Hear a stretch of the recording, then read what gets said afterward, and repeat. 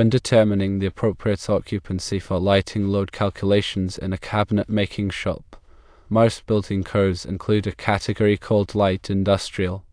This is generally the suitable classification to use.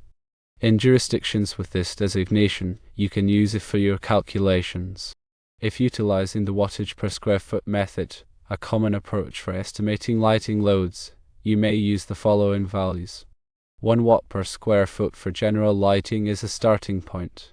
0.5 watts per square foot for receptacle lighting is also typical. It's important to note that these values represent typical conditions.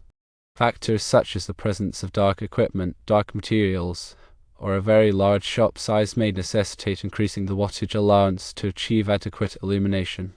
Assess the specific characteristics of the cabinet-making shop to determine if adjustments to these baseline values are required.